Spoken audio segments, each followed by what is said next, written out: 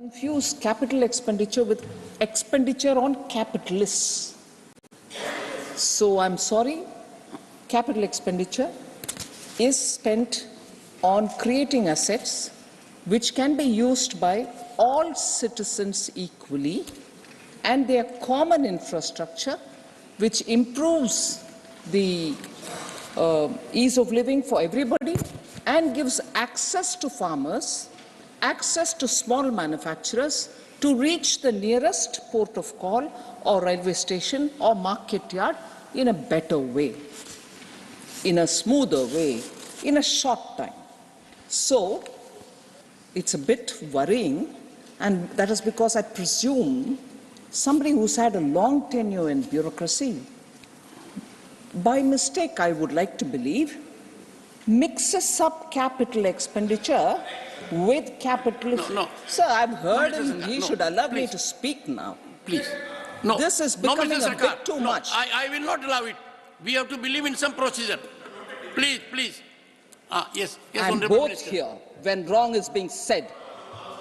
Sir, this kind of distortion to certain terminologies which are used in the budget and which have been used even earlier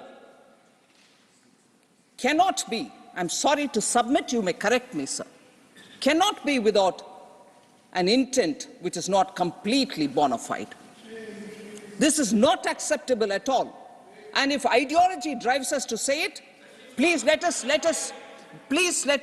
have them say that. Honorable members, I respond to. Now, Honorable Member Randeep Surjewala has raised a lot of relevant, pertinent questions on agriculture. I'll certainly give him as much answer as is possible by me.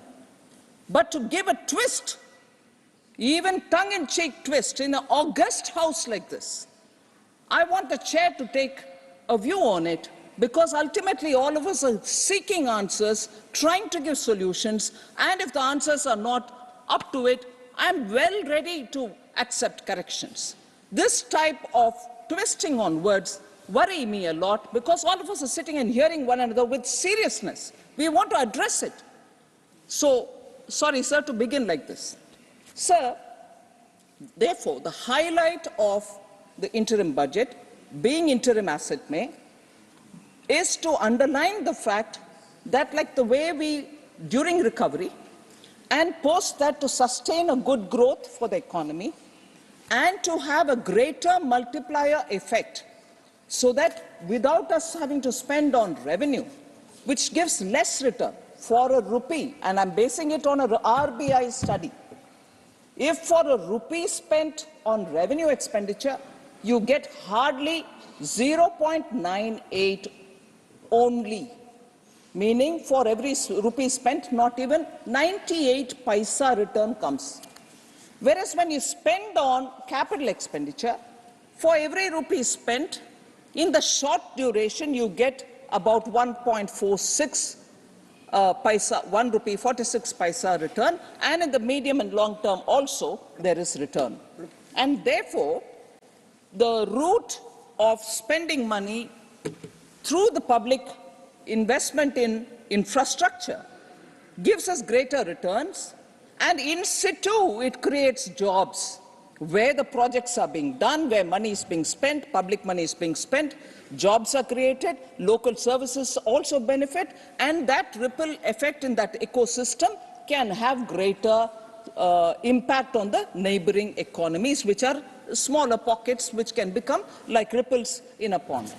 Therefore, this route globally has been adopted as one sure short way in which you can get sustainable growth, and we are seeing it, and therefore even in this budget we have committed to spend about 17% higher than even the RE of 23-24. The current year's RE being whatever it is, we are spending 17% more for the coming year.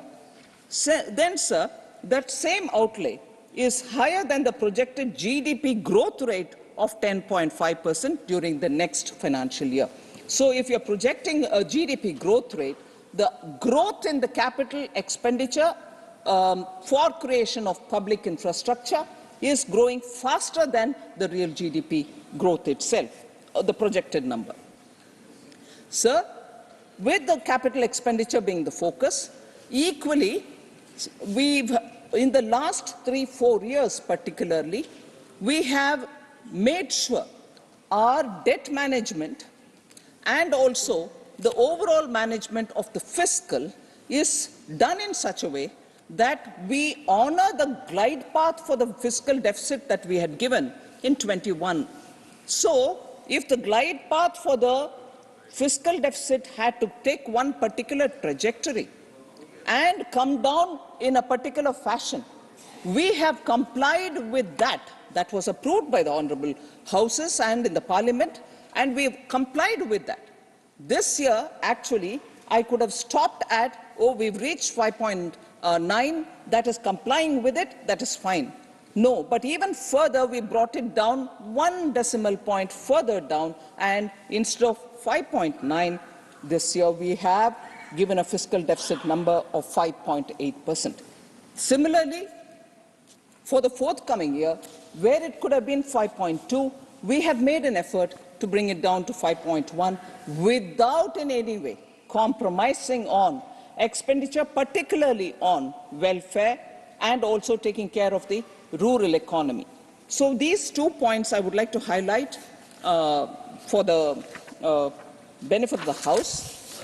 And when I said that we are making sure that the fiscal deficit will be managed without hurting any of those projects which are important, I just want to quote a selection of projects and schemes which will showcase that the cut has not happened at all in any of this, that I have to make sure that the fiscal deficit is managed. I'm trimming down on these. None of that. So, for instance, the Department of School Education and Literacy, BE budgeted estimate of 23-24, the current year, during 1st February 23, had 68,805 crores. What we have given in the BE now in the interim budget for the coming year is 72,474. It has not come down, it's gone up. Then the Department of Health and Family Welfare, 86,175 was the BE. Now it is 87,657. It's not come down, it's gone up. Ministry of Minority Affairs, 3,098 crores, BE 23-24. Now it is 3,183 crores. Department of Rural Development, which is so significant for many of the rural-based projects, 1,57,545 crores in the BE 23-24. Now it's gone to 1,77,566 crores. Tribal Affairs, 12,462 BE, 13,000 BE now. Department of Social Justice and Empowerment, 12,847 crores BE, 13,000 crores now. Ministry of Women and Child Development, 25,449 crores BE 23-24. Now it is 26,092 crores for the BE of the coming year. Capital allocations, sir, the major ones, which generate employment, which create assets, which give better market linkages for farmers, and which also provide better connectivity so that ease of living also is highlighted for common citizens. 2,58,606 was the BE allocation for road transport and highways, whereas now in the interim budget, it is 2,72,241 crores. Railways, 2,40,000 crores in the BE. Now it is 2,52,000 crores. Defence, 1,71,375 crores. Now it is 1,82,241. States were given an amount with interest-free proposition, and also that it will be given for 50 years, where they don't need to service the loan, nor do they need to give any principal back. 1,30,000 crore was done in the BE 23-24. We have retained that 1,30,000. So states are actively participating in asset creation with public money. This money is given by us. They themselves would also invest in capital expenditure. So over and above what the states put, that's not a condition, but over and above what they put, we have allocated this much, and they are, as per a formula given for the tax devolution, so is the formula used for this also, so that every state gets a bit of the capital expenditure allocation. Sir, the allocation for major flagship schemes, PM Kisan, about which Honourable Member Surjewala spoke and about which I will certainly reply him, but I want to tell you, 60,000 crores was allocated in the budget estimates 23-24. It continues to be 60,000 even now for 24-25. PM Awas Yojana, rural, 54,487 crores is now 54,500. PM Awas Yojana urban, 25,103 is now 26,171 crores. Jal Jeevan Mission, 70,000 crores in the budget estimate, now 70,163 crores. Rural Employment Guarantee Scheme, the MNREGA, 60,000 in BE 23-24. Now it is 86,000 crores 24-25 BE. Gram Sadak Yojana, 19,000 crore is kept at 19,000 crores. Samagra Shiksha, 37,453 is now 37,500. PLI schemes, 8,965. Now it is 16,021. So no major scheme, no major flagship scheme has been curtailed, nor have we reduced the allocation. If I talk about the supplementary, sir, this is the second and the final batch of supplementary for this year 23-24, and in that primarily there are 71 demands, one appropriation. But where does this money go? The supplementary demand for grant, if the House passes it, where does this money go? 3,000 crore, that is 3,000 crore goes for nutrient-based subsidy scheme for P&K fertilizers. Department of Food and Public Distribution for PM Garib Kalyan Anna Yojana gets 9,231 crores. Defence Services for their revenue expenditure, which is for meeting additional expenditure towards pay and allowances of armed forces and other establishment expenditure requirements such as stores, transportation and ECHS, get 13,548. Department of Economic Affairs gets 5,000. That is for transfer to Senior Citizen Welfare Fund.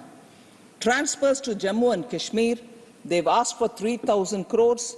That is for essentially meeting additional expenditure towards central assistance to the Union Territory for bridging their resource gap.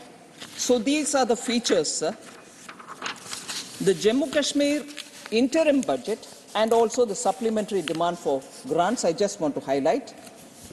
The vote on account has come for seeking the approval of the House for 59,364 crores.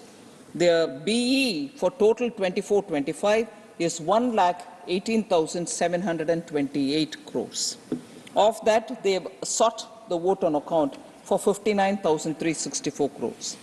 The central government will provide 41,751 crore to the government of Jammu and Kashmir for the year 23-24, and that is the current year, and 37,278 crores in the year 24-25 as assistance to the Union Territory. And their supplementary demand for grants, which I for a moment said from our books, is 8,713 crore, and that is mainly for debt, repayment of debt, and power procurement. So these are the highlights of all the four budgets, interim and supplementary, Government of India and J&K. Sir, I'll also for a moment speak about what are the main features of the finance bill this time. With that, I would have addressed the features of all the bills. The main feature of the finance bill, with all the taxes remaining the same, we have not changed the rates at all, is there are certain changes to the TCS regime, the tax collection at source regime, which were made in the Finance Act of 2023. And thereafter, some changes were announced through a press release as a matter of clarification on 28 June 2023. But regarding that clarification was regarding the remittances under the liberalized remittance scheme, the LRS scheme, and on sale of overseas tour packages, the program packages, travel, tourism, tour packages. In line with the announcements made, amendments have been proposed in the finance bill, which is an announcement already made. The mention was already made in the last year's budget, but this is the budget through which, this is the Finance Act bill through which we are coming up with those changes. The second one, sir, which is worth noting, is the startups. Certain startups are eligible for some tax benefits if they are incorporated before 1st April 2024, that is this year. The period of incorporation of such eligible startups is proposed to be extended by 1 year. That is, if they register or incorporate their company by 1st April 2025, they'll still be eligible for those tax benefits. So we've just given that one extension. Similarly, for units located in the International Financial Services Center, we had earlier said similarly, if they are established before 31st March 2024, those tax incentives will be available for them. But now we are extending them also till 31st March 2025. That's a second change which is being brought through the finance bill. The third one, sir, is an extension again of limitation date of investments made by the sovereign wealth funds and pension funds, the investments being made in India by the sovereign wealth funds and pension funds also attracted some benefits. Those are also, that is, if they invest in infrastructure sector, they are also getting extended till 31st March 2025. And the last one, which is of very important consequence for middle class, small taxpayers, and that is a very big issue which I want to highlight. It is proposed, sir, to remit small unverified demands up to 25,000 rupees, 25,000 rupees, which relate to financial year 2009-10 and also earlier years. Just to remind honourable members that some months ago, there were a lot of discussion about some tax claims are being made which pertain even to 1962, 1970, 1980. How come the tax is being claimed now for those past several years? So those are getting addressed in this, and there are demands pertaining to the financial year 9-10 and also pertaining to the year 10-11, 2010-11. Similarly, the demands for 10-11 up to 10,000 rupees are also proposed to be withdrawn. So it will be a big relief for small taxpayers who are being, for very long years, being pestered for some dues, some 500 rupees, some 1,000 rupees like that, accumulating to 25,000 rupees, and in some other cases 10,000 rupees. So these are the only changes which are being brought in this finance bill, and no tax rates are being amended. So therefore, the discussions which are being held here on these highlighted features and other features is what I want to respond to. So the particular discussion on by Shri A.D. Singh and also Imran Pratapgarhi. I can't see both of them, but never mind. I'll respond to them, sir.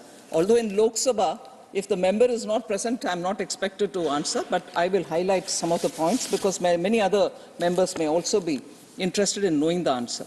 So the labour force in the country has increased from 49.8% in 2017-18 to 57.9% in 22-23.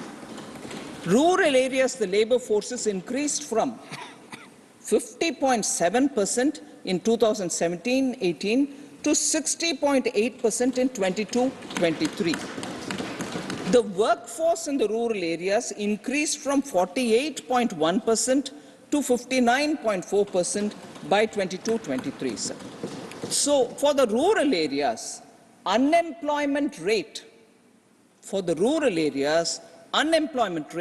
has actually decreased from 5.3% in 2017-18 to 2.4% in 22-23.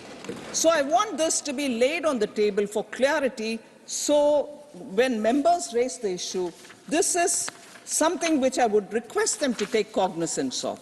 Similarly, sir, women labor force participation has risen from 37% to 37%. Women labor force participation has risen to 37% in 2023. It is a substantial increase from 23.3% recorded in 2017-18. So in a matter of 5 years, that is where we have gone. And it's also a surge. It is a surge of 13.7% points during the last 5 years. Female enrollment in higher education has also increased by 32% since 2014-15.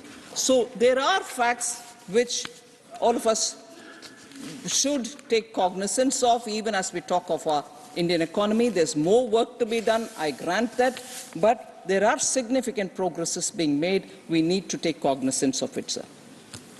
So one of the members, again probably Shri A.D. Singh and Shri Imran Pratap Gadi, had spoken about Lakpati Didi, and in that about women's participation. I want to highlight the fact that currently 83 lakh SHGs with 9 crore women working across the country with empowerment and also with self-reliance. In this interim budget, I have announced to enhance the target for Lakpati Didi from 2 crores to 3 crores. That is also with government assistance. We are going to train them in using very many marketing techniques and also to work with them to make them part of GEM portal or market their goods through any of the ONDCs, or even if they are prepared through the SHG, give them training for using drones which can be used in the farms and the fields in the rural areas.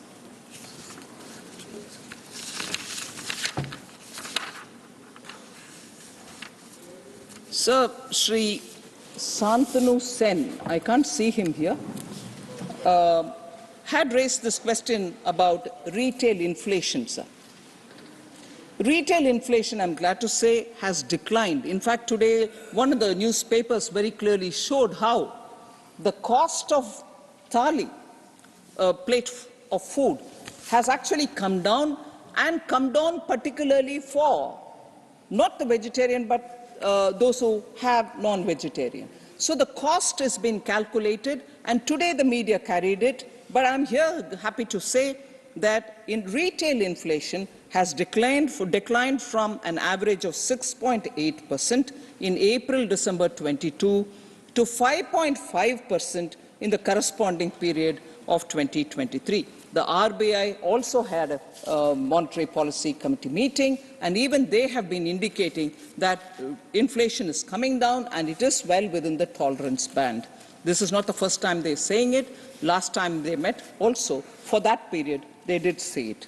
The core inflation has declined from 5.1% in April 2023 to 3.8% in December 2023.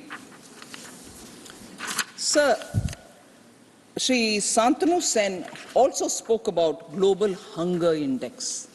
For the benefit of the House, I want to submit humbly, Global Hunger Index is not a balanced approach to measuring hunger. Let's be conscious of it. It is...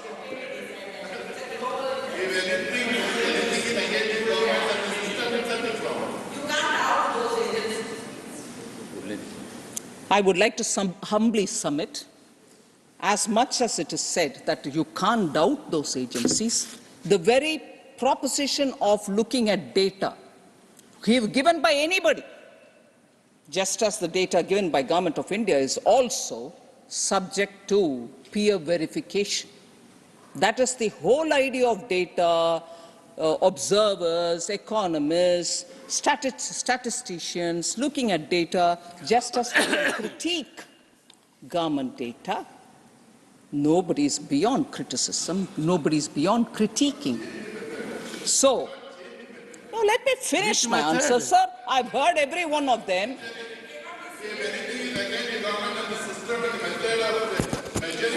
Honorable members, sometimes it is so ridiculous, so farcical, that some countries find, according to such calibration, that they are ahead of India, and they are worried. They are surprised. We need to be cognizant of it. How can we allow any organization to calibrate us, generate an ecosystem, generate an impression, and then we have illustrious members with education abroad, indicating to us we must believe in them. Very frankly, this House, I appeal to all the members, this House needs to take note of the ground reality.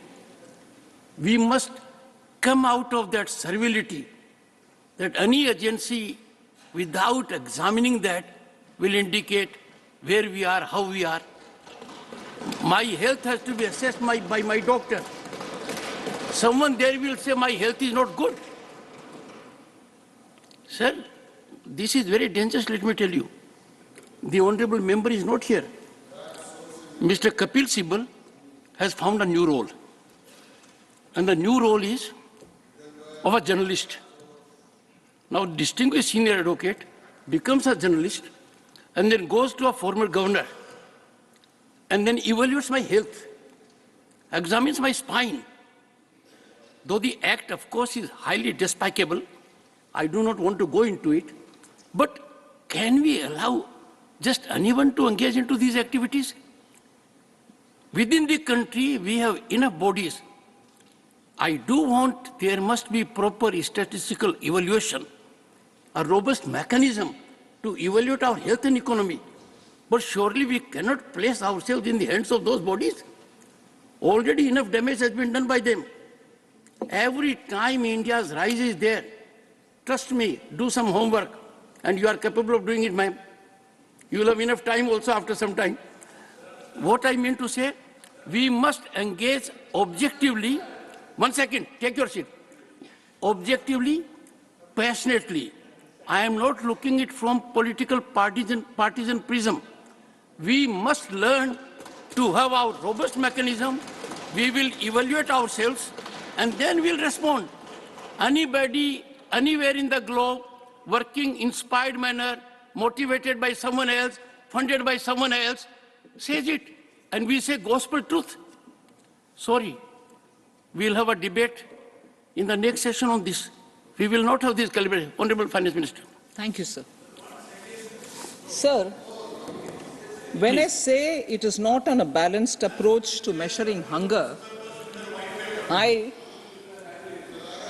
giving the reasons why.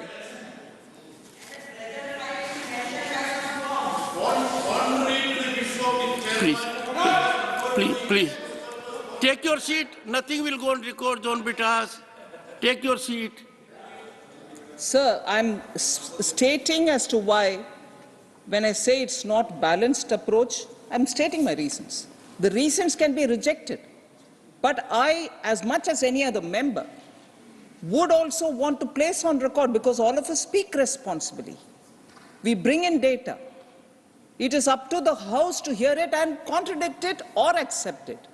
But please hear first. Sir, it measures multidimensional nature of hunger by just relying on 4 indicators: undernourishment, child wasting, child stunting, and child mortality. It is not a comprehensive index, as 3 of the 4 parameters focus only on children.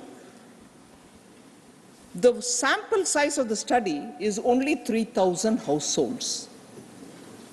IMR, infant mortality rate, is falling in the country from 40 to 40.7 in 2015-16 to 35.2 in 2019-21. This is the NFHS survey.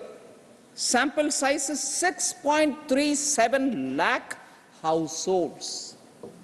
So we need to also please look at what is the basis with which the study is coming out.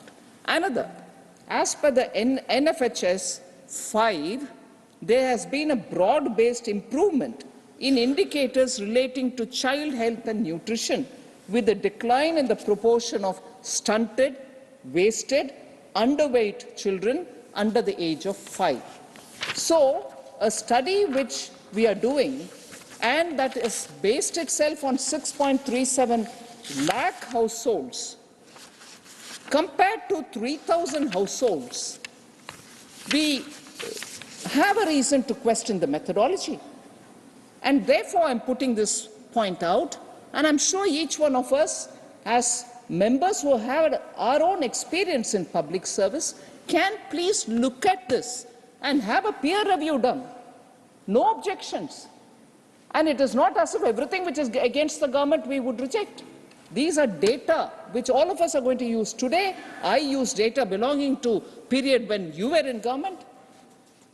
Absolutely common thing to do. I have no objections, but my reasons are these. And then, sir, India has adopted a universal food security framework to protect its citizens from hunger through PM Garib Kalyan Anna Yojana. In the BE of 24-25, towards food security, 2.05 lakh crores has been given. This covers 80 crore beneficiaries. They are getting, it is definitely the responsibility of the government. It's not as, oh, I'm giving. No, not in that sense. But we want to be sure that nobody is left out. But sometimes we are critiqued for that as well. Oh, which means you are admitting 80 crore people are poor. Oh, please. You can't have it both ways.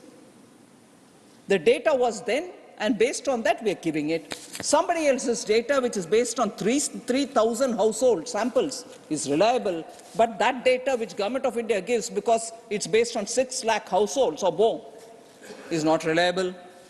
Anything which is critiquing government is good enough. Anything which is actually telling the truth about the government, rejected. Sorry, hypocrisy nahi chalegi. Ye hypocrisy nahi chalegi. Sir, furthermore, under PM Poshan scheme, in BE 24-25, the amount has been increased to 12,467 crores. The primary objective of the scheme is to improve the nutritional status of children studying in classes 1 to 8 in eligible schools. So that is one thing, sir. There were questions about inflation, how we are managing it. I've been answering questions in this House, but I would just want to highlight that in order to enhance access to food, the government has taken very critical steps. For instance, to make available atta, to make available dal, and to make available onion, and to make available rice. Bharat branded atta, Bharat branded dal, and Bharat branded rice are now available in the market. It's been available for some time. I'll give you the data for it, sir. Bharat atta, 27.50 rupees, meaning 27 rupees 50 paisa per kg. I'm not just saying the number. Till now, 2.37 lakh metric tons have already been sold in the market. People have bought it as on 28 January 2024. So it's not as if we've made a provision and people are not buying it. People are buying it at that price. To that extent, the prices are cooling down. Bharat dal, 60 rupee per kg for 1 kg pack, or 55 rupees per kg for 30 kgs bag. And in that, 2.97 lakh metric tons as of 31st January 2024 have already been sold in the market. Bharat Rice, only launched a few days ago, gives rice at 29 rupees per kg. Onion is being sold at 25 rupees per kg, and even onion, as of 3rd February 2024, 3.9 lakhs metric tons are Honorable already members, sold. now it is 6 p.m. The Business Advisory Committee has already recommended that the House may sit beyond 6 p.m. to transact the business listed for the day. Therefore, the time of the House is extended beyond 6 p.m. till the disposal of the business listed for today. Honorable Finance Minister. So similarly, tur is being imported, urad is being imported, just so they have been made free category for import so that our market does not fall short of pulses. And this extension of free category is now available till 31st March 2025. So any trader can import and supply to the market. Similarly, tur dal, 8.79 lakh metric tons has already been imported in the year 2023, 0.38 lakh million tons in the month of January 2024 itself till January 20th, and they are mainly being imported from Mozambique, Myanmar, Tanzania, Sudan, and Malawi. We also import but small quantities from Kenya and Nigeria. Now, India also imported masoor dal so that the prices will come down. 15.14 lakh metric tons of masoor from different countries, Australia, Canada, and Russia, in the year 2023, and 0.84 lakh million tons in the month of January 2024 have been imported. Similarly, urad has also been imported. So for the steps that the government has taken to contain inflation and give essential goods at affordable price is through various different means, by branded products which are marketed through NAFED and other mother dairy-like stores, or by open market operations, by releasing grains which are in the buffer stock, or allowing imports to come into this country so that prices can be contained. Sir, on the transfer to states, again, Honorable Member A.D. Singh, Shantanu Sen, and Sri Girirajan, I don't know if they are here, but the reply, I just want to be sure. Devolution, as is recommended by the Finance Commission, is 100% followed by us. There is no way that any violation has happened. I have followed it to the last word. I repeat, whatever was recommended by the Finance Commission has already been given as per time, and it will be given so till the time of the Finance Commission. In BE 24-25, sir, total resources being transferred to states, including devolution to the state share, devolution of the state share from the taxable pool, grants and loans, releases under the centrally sponsored schemes, are all put together expected to be 22,264 crore, which shows an increase of 4,13,848 crore over the actuals of 22-23. This is a 47%. This is 47% of the budget of 24-25. So payments are happening to the states in time, and there is no due held back. I want to be sure that particular data for Kerala and for Tamil Nadu are mentioned here, sir. Tax devolution between 2004 and 14 in crores for Kerala was 46,303 crores. 4 to 14, 10 years, 46,303. That was the transfer to Kerala. Between 2014 and 24, And I'm here talking about figure ending 22nd December 2023, just 2 months ago. 46,303 for the 10 years between 2004 to 14. 2014 to 24, only up to December 2023, 1,50,140 crores. Kerala. The percentage change is 224% increase. That is tax devolution, sir. Grants and aid. And this is open for anyone to see. Transfer are all there. Reserve Bank is monitoring, and publicly Government of Kerala can release the figure. Is this received or not? So I'm not just giving a number which cannot be verified. It's been received. Grants and aid from Government of India, 2004 to 14, 25,629.7 crores. 10 years between 2004 and 14. 2014 to 24, Prime Minister Modi, Government NDA, grants and aid from Government of India to Kerala compared to 25,000 something in these 10 years, 1,43,117 crores. So, compared to 10 years of UPA, 9 years of NDA, 458% increase, or 5.58 times increase. So that's aid, grants and aid. Sir, release under the special assistance to states for capital expenditure, which we commenced from 2020-21, because of post-COVID, as I said, we are also having capital expenditure funding given to states, 50-year interest-free. 2020-2021, the first year when we started post-COVID, 82 crores. 21-22, and this, no Finance Commission has asked me to do. Finance Commission has not said, you have to give money to the states for capital expenditure. No. Because the recovery of the economy and sustaining the growth of the economy was very high priority, and Prime Minister's guidance to me was, you should give money for the states to do their own projects.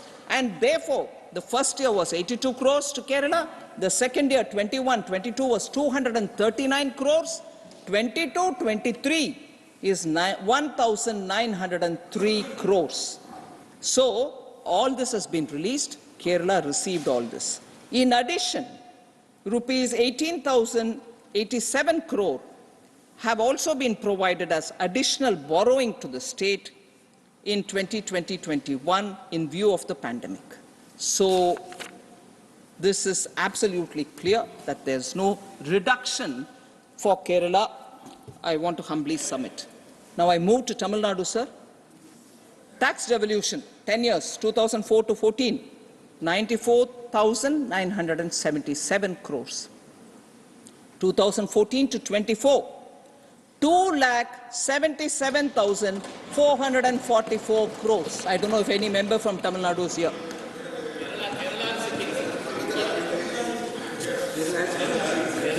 Sorry. क्षमा कीजिए.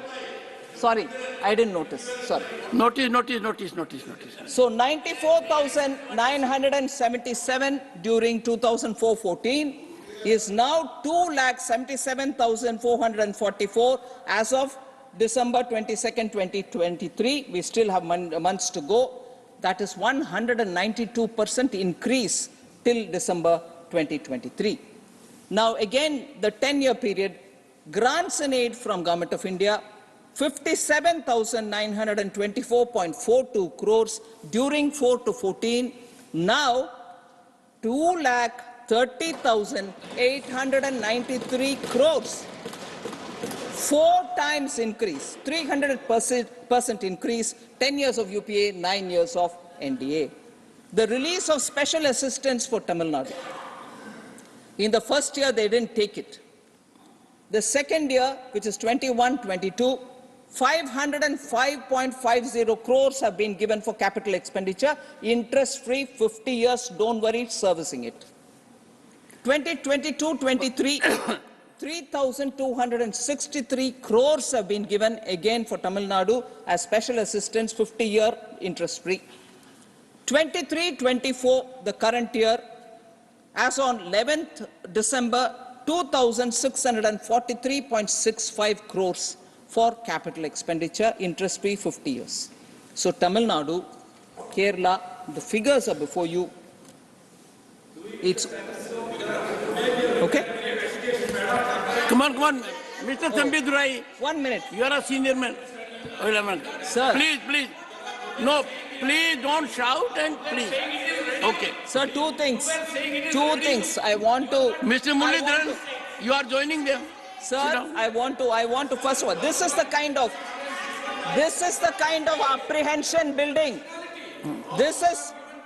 Please. Yeah, please. Mr. Lamaram Karim, Sir. You are a senior member, sir. Sir. Please. Oh. Please. Sir. Please. Sir, amazing. Sir. Come on. 1 minute. Ma'am, 1 minute. Madam. Sir. There is a problem. You are not on your seat.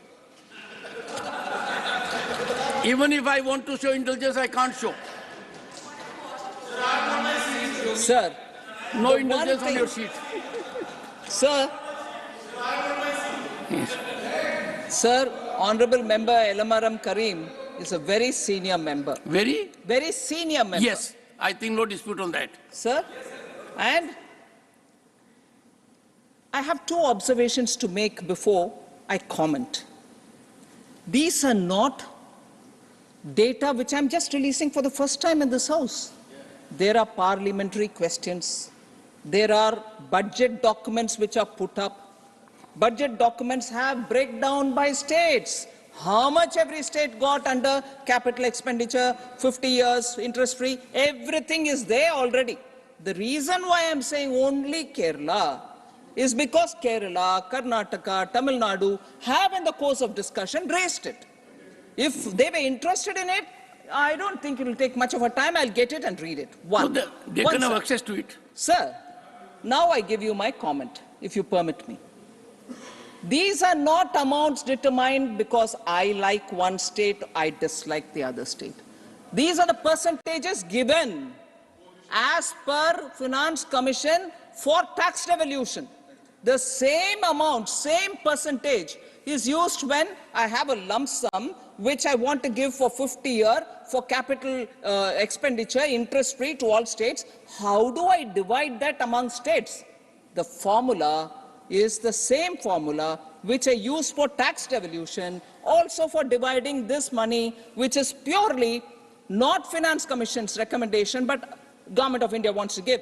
But the formula, Elamaram Karim ji, through you, I request, please John Britta should allow him to hear, I'm answering him. So kindly, sir, Elamaram Karim ji should kindly appreciate, it is not my whims and fancies. Honorable Finance Minister, have you ever invited Elamaram Karim for a cup of coffee? No, sir. Is there any risk element in it?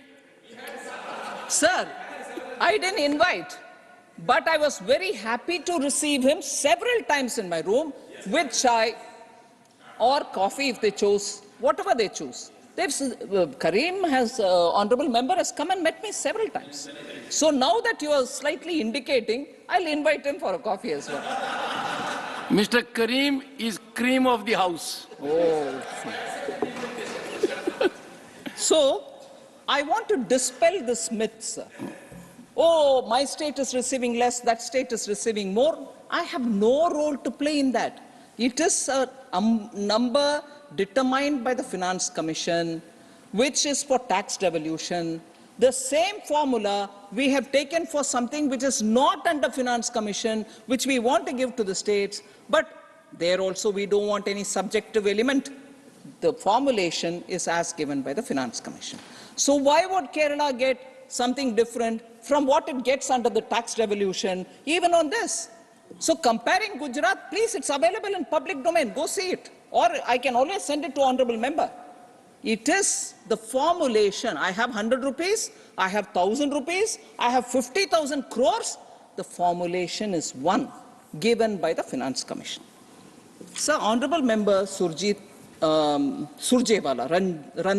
Surjewala ji had quite a few issues on agriculture. I am sure the Agriculture Ministry will be able to give him detailed point-by-point answers, but somewhat some of the questions which he raised, I would want to address it as much as I can. I admit here that maybe some issues I may not be in a position this very minute to answer him. I will request the Minister, Agriculture, to respond to him, because those are issues which are very important and we need to answer it. First question, sir. I was surprised that this was raised, but I will answer it. PM Kisan Samman Nidhi. Why is the number originally 12 point some crores? Why was an answer given by the Finance Ministry saying it is 9.5 crores? My number understanding in Hindi, in English, may be a bit distorted, but I'm approximately saying the number that he said. But idea being, you started with 12 crores. One of the Parliament replies said 9.2 crore, 9.5 crore, say something. And then there was also this thing about now you're actually paying only 8 point some crores. Essentially, it's trying to say you started with 12, but you're not giving 12. Quite a few has dropped out. In fact, I was carefully listening to him.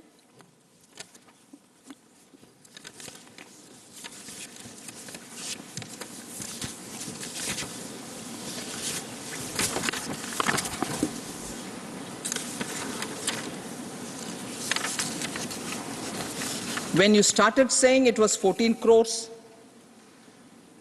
then when the last payment was made by Honorable Prime Minister in 15th November 2023, it was 8.93 crores. Then Finance Ministry's response was 12.5 crores. और 3.8 crore गायब हो गया है, उड़ा दिया आपने. If I heard him right, I want to humbly submit that when the 12th installment was given, which is what is probably being referred to as November payment 2023, seeding the data on land was a mandatory condition. In other words, what is the little possession of land that you have on which you're doing the farming? And as a result, only 8.55 crore farmers had seeded the details of their land. As a result, the 12th installment was released accordingly. Second, sir, during the 13th installment, Aadhaar-based payment was made mandatory along with land seeding. There were 8.11 crore farmers who had their land details seeded on the PM Kisan portal, and their Aadhaar was also linked with their active DBT-enabled bank accounts.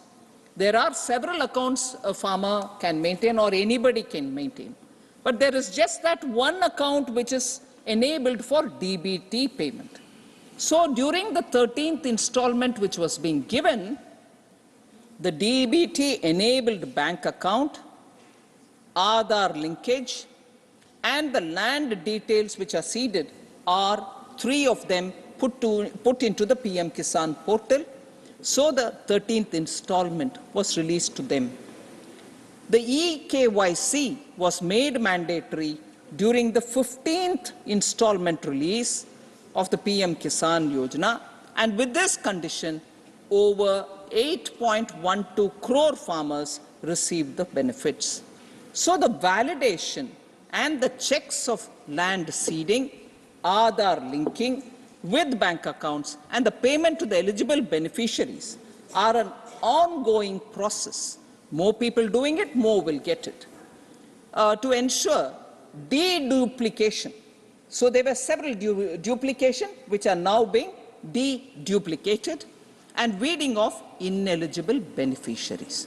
That is why you find that the numbers vary, and these are absolutely recorded numbers, which I'd like to, through you, sir, give the honorable member.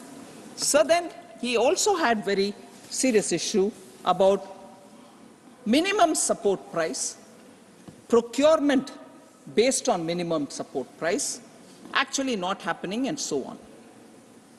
So I just very quickly could rustle up some data, which I will do now, and more information I will have the Agriculture Minister pass on. Sir, during Rabi marketing season 14-15, wheat 1,400 was the price per quintal. During the Rabi marketing season of 23-24, which is the latest, the price, which is for the year 23-24, the price was 2,125 rupees per quintal. The minimum support price for Rabi marketing season 24-25, which is the oncoming on us, is 2,275. So in a matter of 10 years, sir, from 1,400 to 2,125 to 2,275 is the per quintal price for MSP for wheat.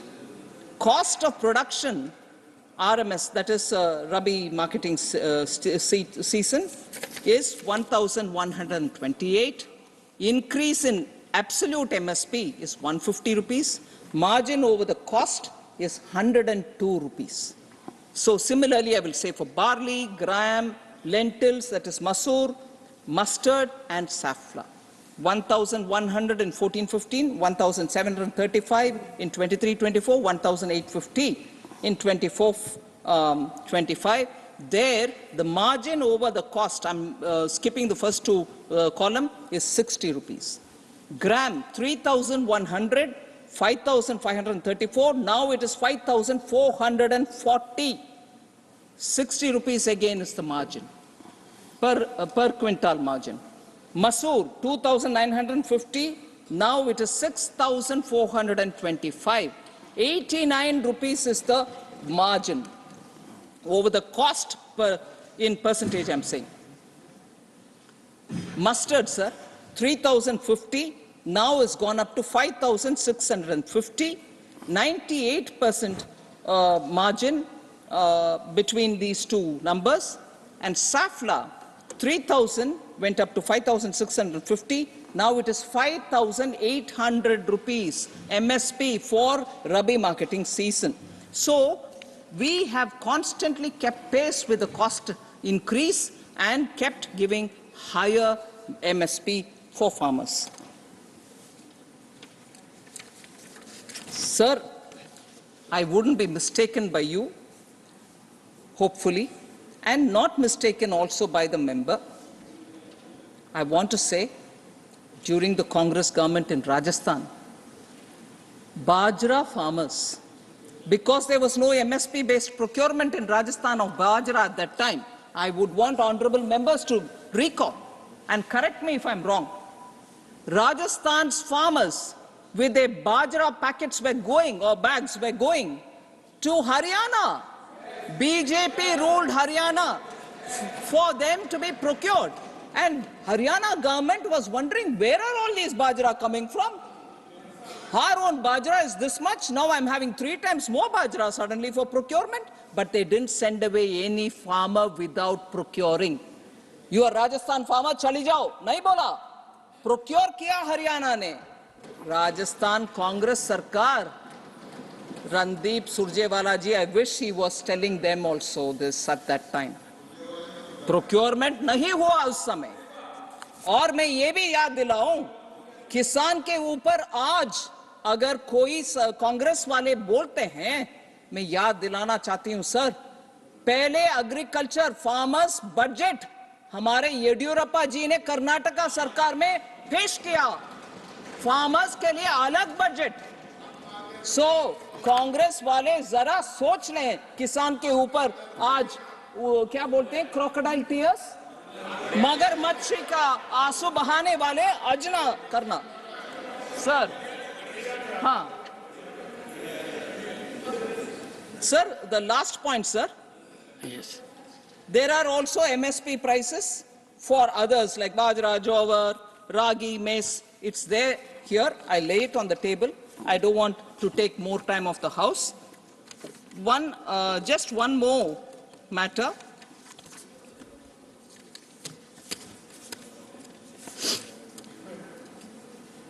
Binay Vishwamji, who I respect, I don't know if he's here.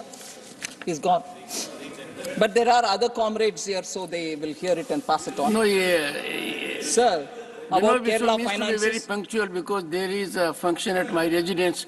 So to keep up that appointment, he may have left a valid ground.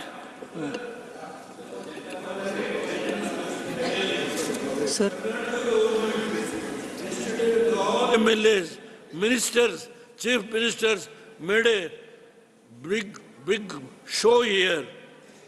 Please kindly, what the amount you released to Karnataka, because I am with you, I have to answer there.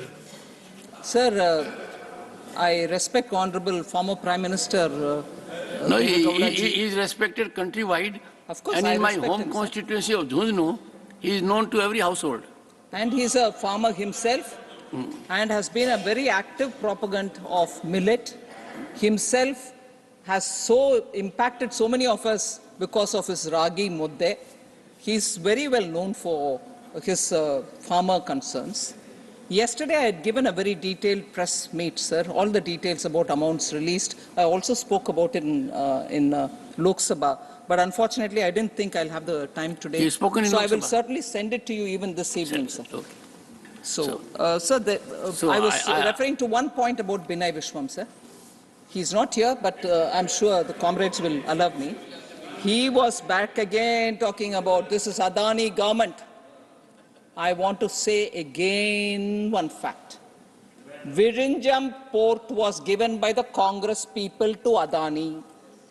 Adani is invited even by the Congress in Telangana, new government. But they will never tire themselves by saying, oh, you are Adani, Adani. They invite them. Piche ke darwaze se business hota hai. Magar allegation hamare upar. But communist government, the Marxists who came to power, if they are really so averse to Adani, why didn't they ask him to get out of Virinjam? Project is going on. So that is all right. You put the blame on Honorable BJP, Finance you Minister, put the blame on Congress, but you live with Adani. Honorable Finance you Minister. live with Adani. Honorable Finance Minister. 1 second. Honorable Finance Minister. No, 1 second. Yes. Honorable Finance Minister, that narrative decibel is the lowest at the moment. So Okay. you can So I close on shouldn't that. provoke. Yes. Okay. That narrative decibel is the lowest. Nothing will go on record. Nothing will go on record now. So I shall now put the motion regarding consideration of the appropriation vote on account bill 2024 to vote. The question is that the appropriation vote on account bill 2024, nothing has been got record, as passed by Lok Sabha be taken into consideration. Those in favor will say aye. Those against will please say no. I think the ayes have it, the ayes have it, the ayes have it. The motion is adopted. We shall now take up, nothing else will go on record. We shall now take up close by close consideration of the bill, clauses 2 to 4, and the schedule stand part of the bill. Those in favor will say aye. Those against will please say no. I think the ayes have it, the ayes have it, the ayes have it. No, please. Clauses 2 to 4 and schedule are adopted. Clause 1, the enacting formula and the title stand part of the bill. Those in favor will please say aye. Those against will please say no. I think the ayes have it, the ayes have it. Nothing has been gone record. Clause 1, the enacting formula and the title are adopted. Srimati Nirmala Sitharaman to move that the bill be passed. Sir, I move that the bill be returned. That the bill be returned. Those in favor will please say aye. Those against will please say no. I think the ayes have it. The ayes have it. The bill is passed. I shall now put the motion regarding consideration of Appropriation Bill 2024 to vote. The question is that Appropriation Bill 2024 as passed by Lok Sabha be taken into consideration. Those in favor, please say aye. Those against will please say no. I think the ayes have it, the ayes have it, the ayes have it. The motion is adopted. We shall now take up clause by clause consideration of the bill. Clauses 2, 3 and the schedule issued part of the bill. Those in favor will please say aye. Those against will please say no. I think the ayes have it, the ayes have it, the ayes have it. Clauses 2, 3 and the schedule are adopted. Clause 1, the enacting formula and the title issued part of the bill. Those in favor will please say aye.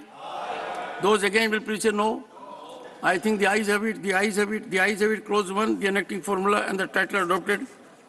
Srimati Nirmala Sitharaman to move that the bill be returned. Sir, I move that the bill be returned. Motion moved that the bill be returned. The question is that the bill be returned. Those in favor will please say aye. Those against will please say no.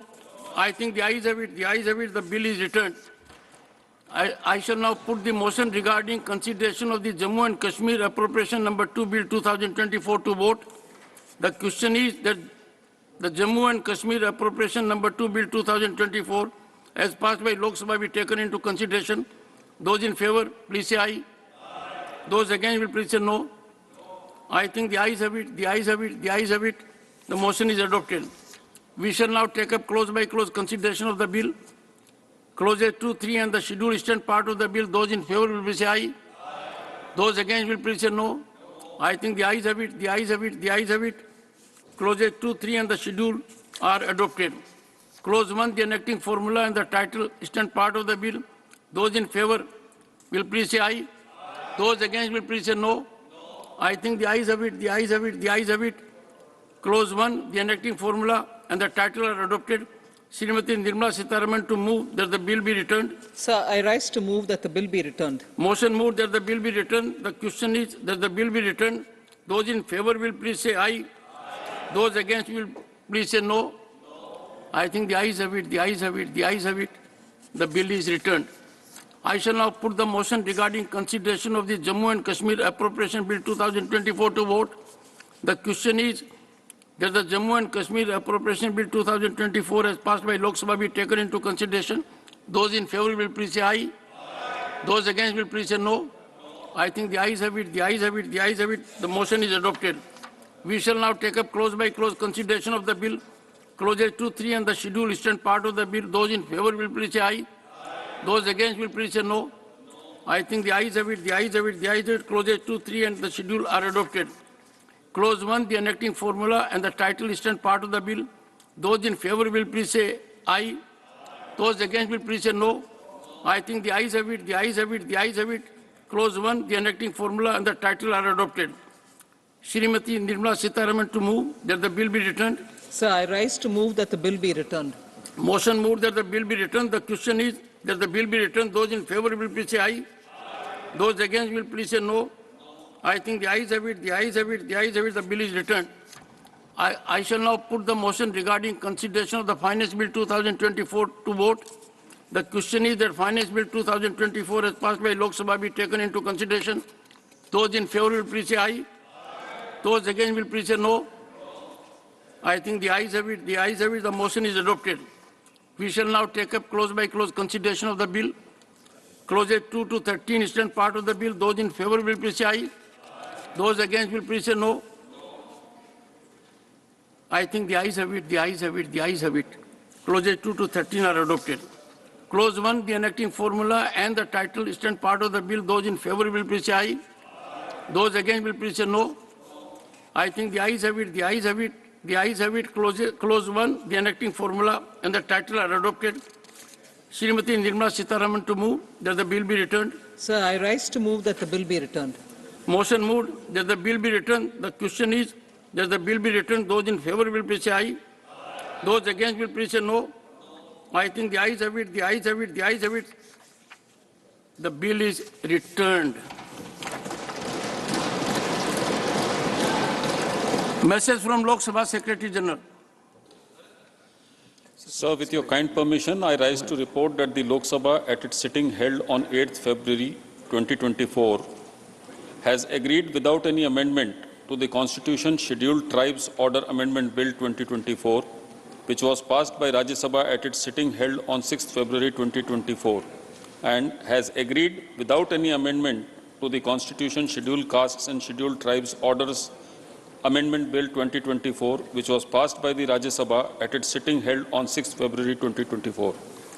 Papers to be laid on the table, Srimati Nirmala Sitharaman to lay white paper on the Indian economy. So I rise to lay the paper on a white paper on the Indian economy, both English and Hindi versions. Honorable members, tomorrow being the second Friday of the session, private members' resolutions are to be taken up. However, honorable members may be aware that few government bills passed by the Lok Sabha are to be considered by this House. Due to paucity of time, Honorable Minister of Parliamentary Affairs has requested that to enable the government bills to be passed tomorrow, the private members' resolution may be dismissed with tomorrow, Friday, the 9th of February 2024. I hope the House agrees. Honorable, please take your seat. And Surjewala ji, we will discuss someday. This issue needs to be debated someday. I am not against it, but if you will find out, more than 12% of the time of the House is taken on this. I am sure someday somebody will examine the rationale of it and how efficacious it is. Honorable members, there are 6 permitted special mentions for today. Special mentions of those members who are present now shall be deemed to be laid on the table of the House. No, there is an important announcement to be made. And the House can't conclude without that. The House stands adjourned to meet at 11 a.m. on Friday, the 9th February 2024. I am glad there is some...